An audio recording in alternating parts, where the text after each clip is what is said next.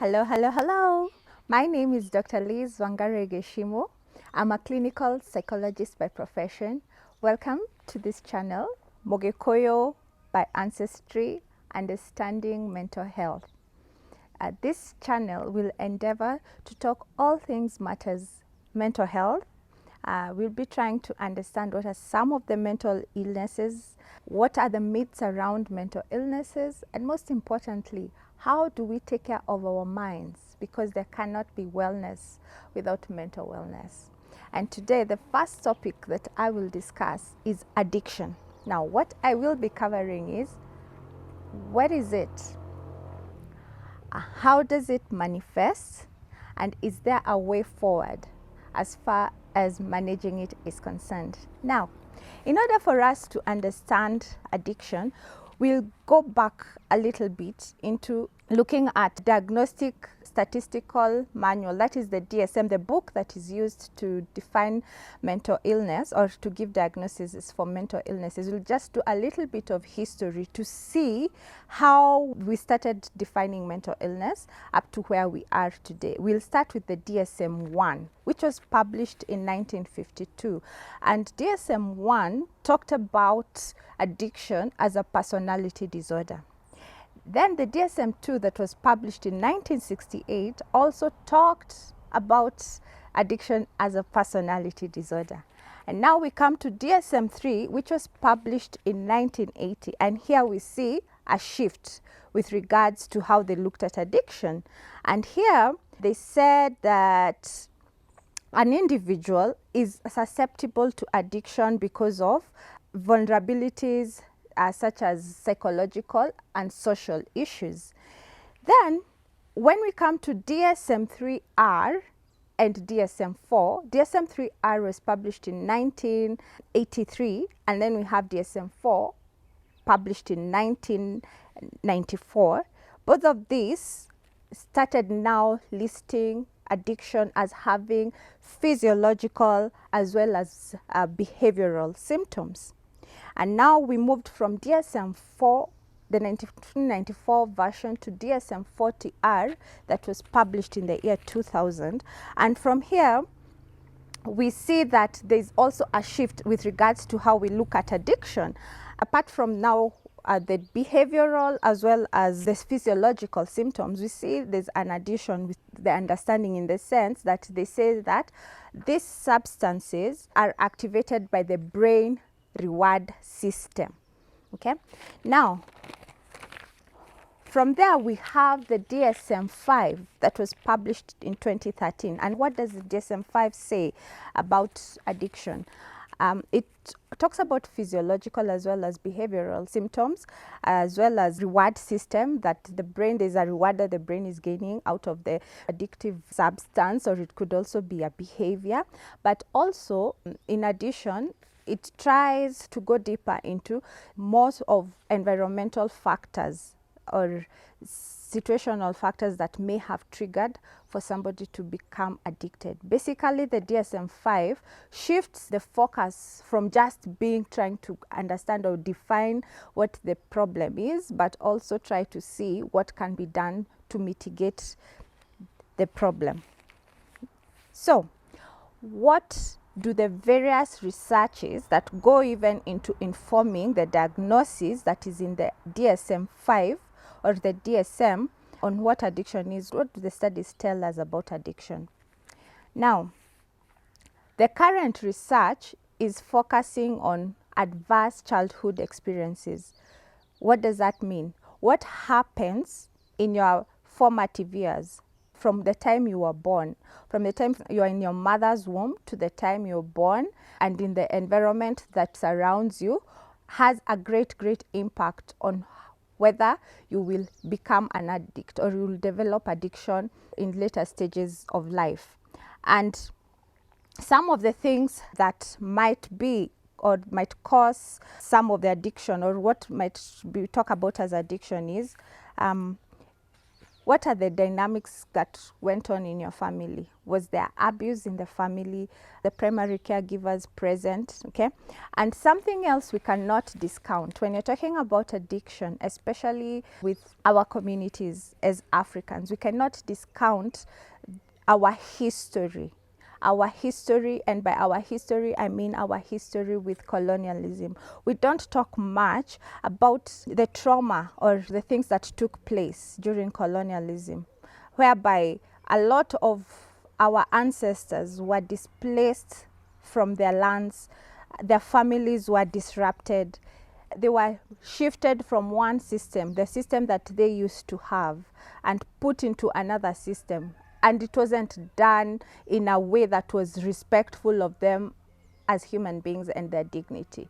They were forced into a new system of being, which meant that what had been handed over to them for generations was abruptly stopped or interrupted. And because of that, they then had to learn new ways of being, new ways of raising families. Given that that is the history, then how do we connect that history, the traumatic history that we have with colonialism, to addiction today? Because one of the things that we know is that the African, their core, or what their societies thrived and what made their society, was family. And which meant that if there's a disruption in that family or that unit that holds them together, then it's bound to have an impact on their development and how they grow and how they come into life. Now, fast forward to the modern society, whereby people are having to learn how to first and foremost take care of their basic needs. Because of that interruption, a lot of people had now to learn new ways of taking care of themselves, providing shelter, clothing, as well as food. These are the basic necessities. And what you find, most people are usually preoccupied because they're not able to meet these needs with what they have in their environment. Maybe sometimes having to move from one place to another, take up jobs that make them shift from one place to another, take up jobs that require of them to invest so many hours so that they're able to take care of their families. And all these things, of course, will have an impact in the quality of how we're raising children, because sometimes you find that people then are forced to employ people to come and take care of their kids.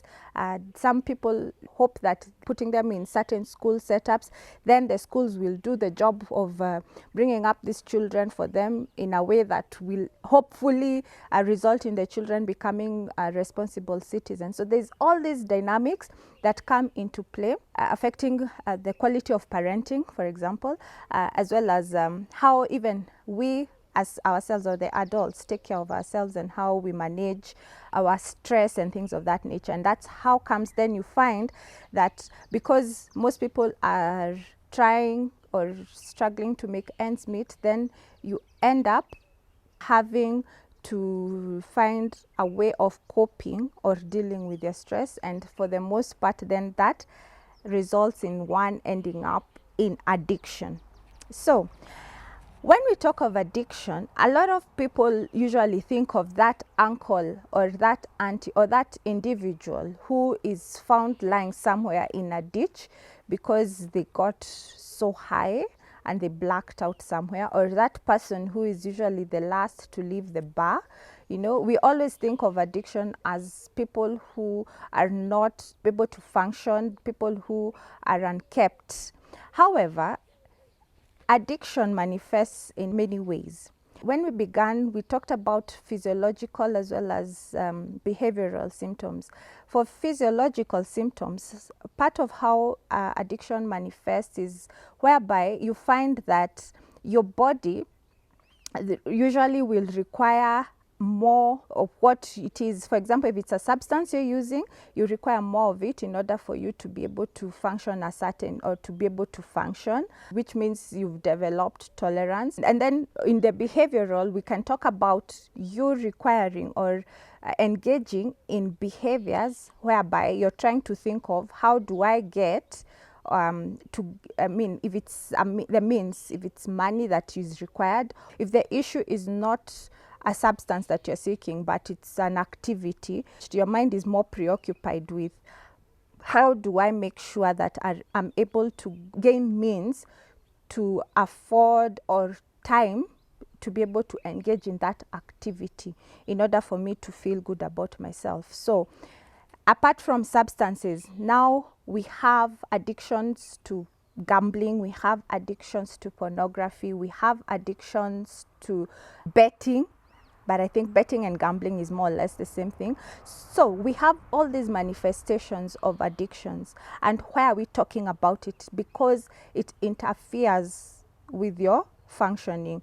It has actual consequences to you and your life. You find that you're neglecting certain aspects to who you are, to your responsibilities in order to attend to this.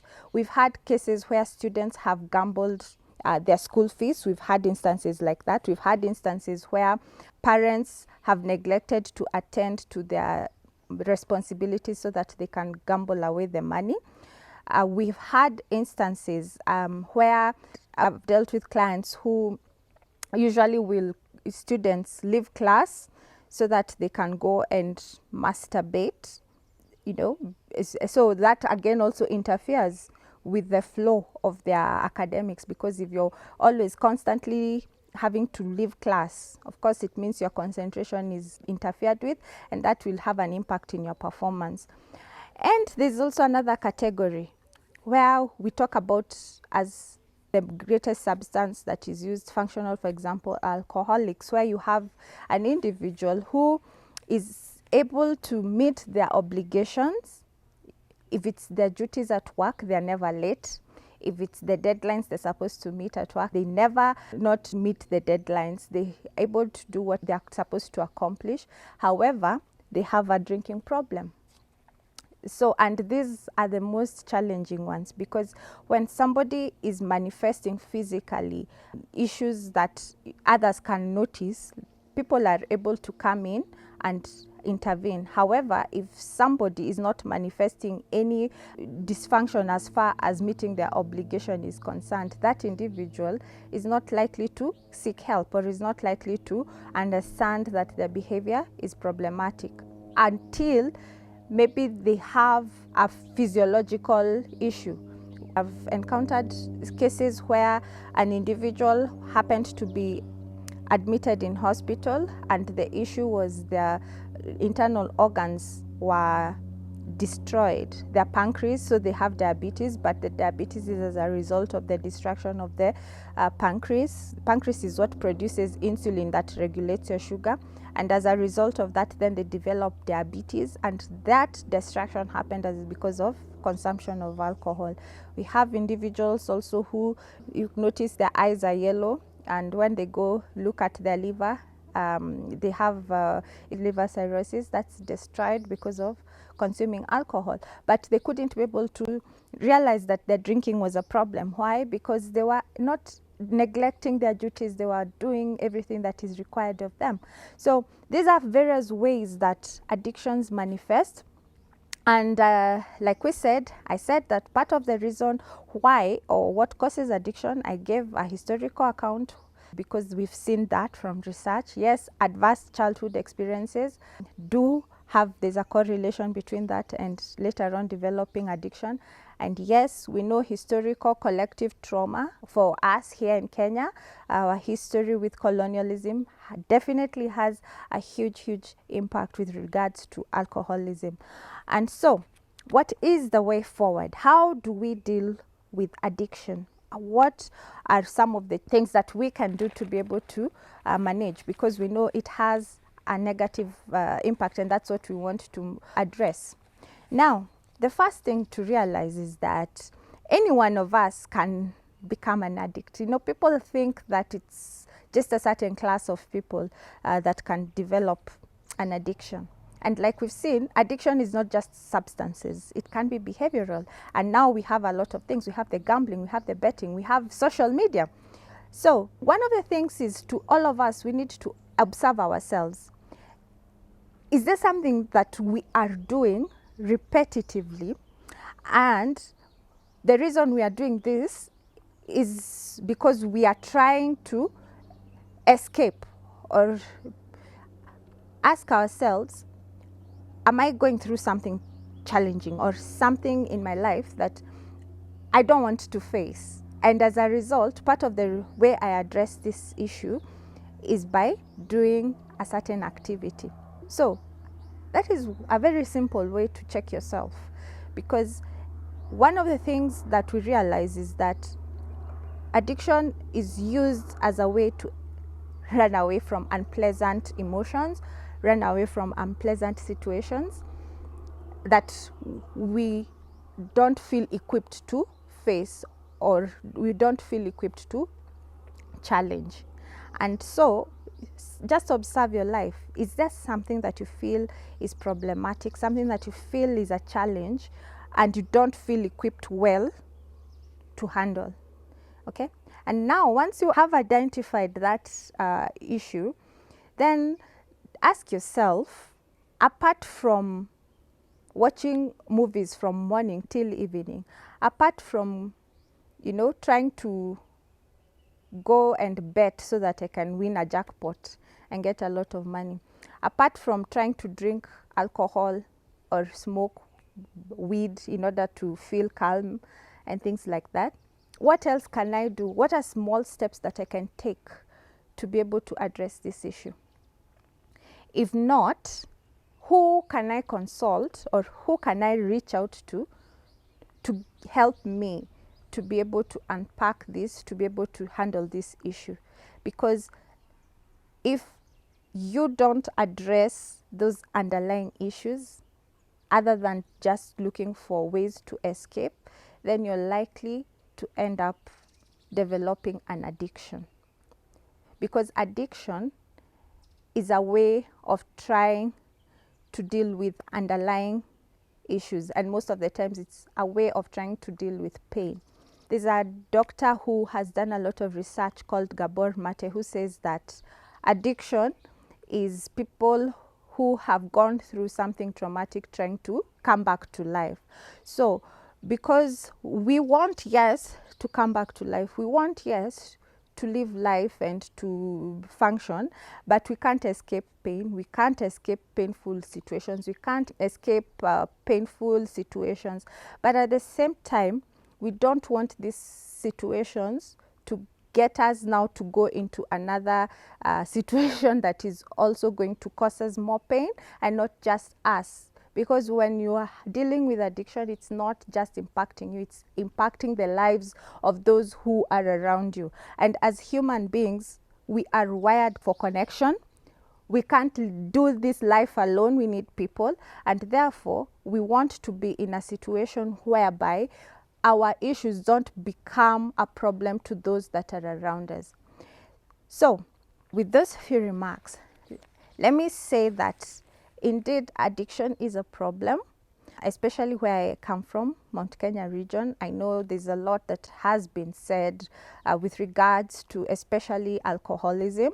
However, this is something that can be addressed, but it can only be addressed when all of us come to an understanding of what is going on, are willing to walk each other and to help each other. Remember, you are never alone. There is always help as long as you reach out. For more information and for consultation, you can get us through the number that is appearing on your screen. Thank you.